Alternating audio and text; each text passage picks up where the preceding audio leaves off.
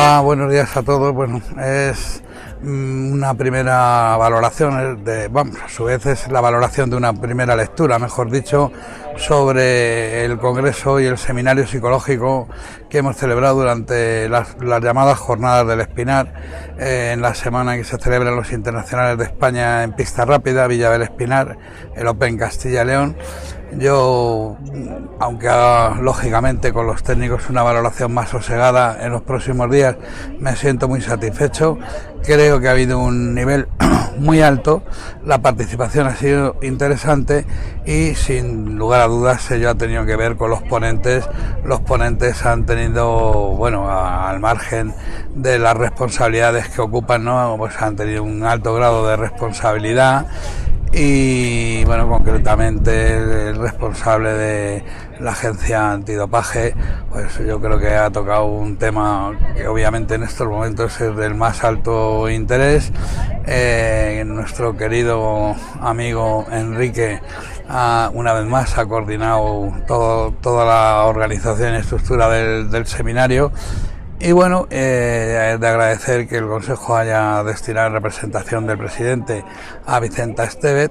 Y bueno, creo que han sido, como digo, muy interesantes. Habrá que hacer otras valoraciones más extensas, pero a priori, en principio, esa primera lectura ha sido altamente positiva, por lo cual agradezco al Consejo General y a los ponentes y a todos los asistentes que han acudido, pues su comportamiento, su aportación y su compañía.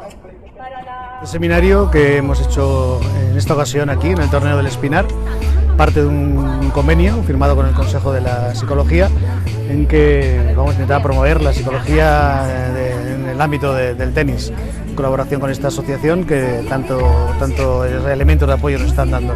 Aquí nos hemos centrado en dos cosas: en el tema del bienestar, del rendimiento, cómo se pueden combinar las dos cosas, son perfectamente compatibles, llegar al máximo desde una promoción de la salud y del bienestar, y precisamente para atender una de las amenazas hemos analizado también el fenómeno del dopaje, en este caso desde la perspectiva también psicológica. ¿Qué podemos ofrecer desde la perspectiva psicológica? Muchas cosas, incluso en algunas ocasiones una alternativa, porque hay gente que efectivamente se puede optar para estar más tranquilo, para sentirse más relajado, y hay algunas cosas de estas que podemos sustituir con nuestras técnicas psicológicas. En fin, ese tipo de temas son en los que nos hemos centrado, también la faceta más preventiva, más educativa, más formativa, pero siempre de una visión realista y por supuesto interdisciplinar. Desde luego en este mundo del tenis han sido pioneros en muchas cosas y en este terreno desde luego que también lo están siendo.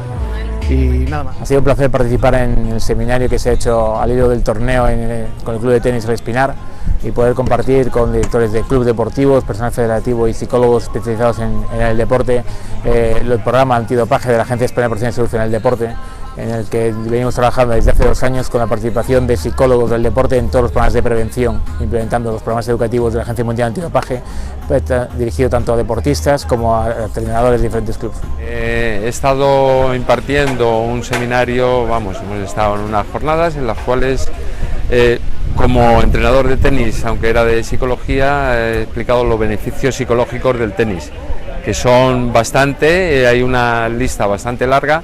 Entre una de ellas es algo que considero importantísimo, que es lo que es el valor que se ha perdido, que se le da al esfuerzo. Entonces, para mí eso es lo más importante, y espero en próximos seminarios poder estar junto con psicólogos y poder hablar y desarrollar mucho más el tema. En las jornadas de psicología hemos comentado los controles que se hacen por parte de la autoridad sanitaria en la Comunidad Valenciana respecto a los médicos prescriptores de recetas de esteroides anabolizantes y las farmacias que los suministran. Es muy importante el poder concienciar al personal sanitario de los efectos secundarios que puedan tener estas sustancias a largo plazo en los consumidores de esteroides, bien en el deporte de élite o en el deporte recreativo, en los gimnasios.